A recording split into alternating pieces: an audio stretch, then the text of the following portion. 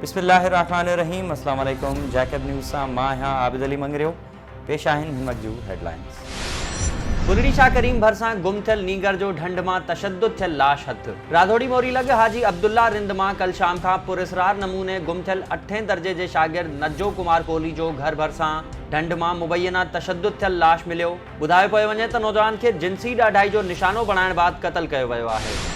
गौसपुर में ज़मीन जे दंग तां ओगाही बिरादरी जी 2 धुरियुनि में झेड़ो। 5 औरतुनि समेत 12 ॼणा ज़ख़्मी। गढ़ी लाड़ो वारे इलाइक़े में थियल झेड़े जे नतीजे में कुहाड़ियूं ऐं लठियूं लॻण सबब करीम बख्श, हिदायतुल्ला, सावण, हफीजुल्ला ओगाही, वज़ीर, बगड़ू, माई मुरादा, माई शहजादी, जादुल ऐं मुस्मात सफूरा ओगाही ज़ख़्मी थी पिया। ज़ख़्मियुनि खे इस्पताल आंदो वियो, जितां करीम बख्श खे गणती जोगी हालत में लाड़काने मुंतकिल कयो वियो। होॾां पुलिस 2 ॼणनि खे गिरफ़्तार करे वरितो आहे, जॾहिं त धुरियुनि में अञा ताईं छिकताण हलंदड़ आहे।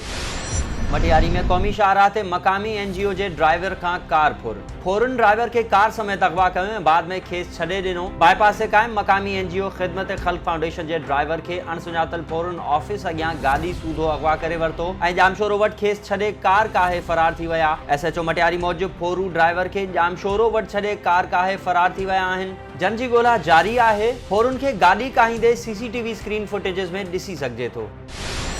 सकरंड में 2 ॾींहं अॻु बेदर्दी सां क़त्ल थियल नीगर जे क़त्ल केस में ॼाणायल संदसि पुफियूं अदालत पेश। पुलिस नीगर सिराज मलाह जी 2 पुफियुनि शुमाइला ऐं अज़ीज़ा खे सख़्त पुलिस पहिरे हेठि सिविल कोड 1 जी अदालत जुडिशल मैजिस्ट्रेट ग़ुलाम फैज़ जी अदालत में रिमांड लाइ पेश कयो, जन खे अदालत 1 ॾींहं जो रिमांड ॾींदे सूमर ॾिहाड़े पेश थियण जो हुकुम ॾिनो।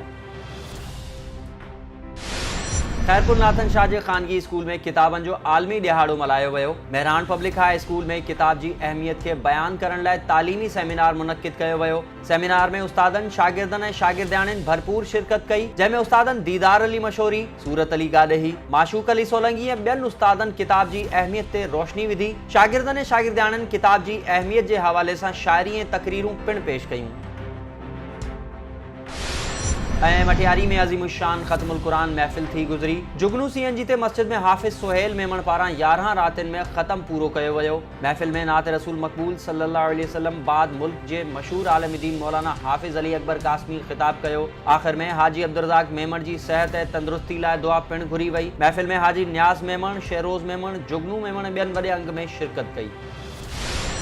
ये हुयूं हिन वक़्त जूं हेडलाइंस। वधीक ख़बरुनि ऐं अपडेट्स लाइ विज़िट कयो असांजी वेबसाइट www.jakabnewshd.com ऐं फेसबुक ते फॉलो कयो।